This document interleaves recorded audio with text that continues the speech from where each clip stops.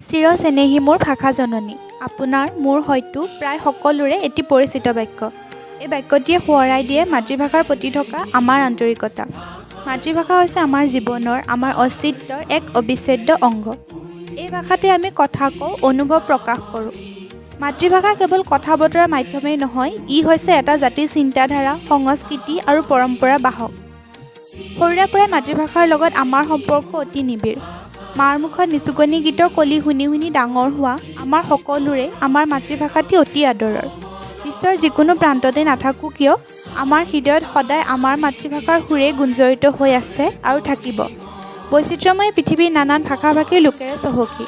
আজিৰ এই আন্তৰ্জাতিক মাতৃভাষা দিৱসত অধ্যায় পৰিয়ালৰ তৰফৰ পৰা আমাৰ মাতৃভাষা অসমীয়াৰ লগতে অন্য সকলো মাতৃভাষাৰ প্ৰতি আমাৰ সন্মান যাচিছোঁ। মাতৃভাষাৰ প্ৰচাৰ প্ৰসাৰ আমাৰ দায়িত্ব। আমাৰ মাতৃভাষা জীয়াই থাকক, উজ্বলি থাকক আমাৰ সংস্কৃতি।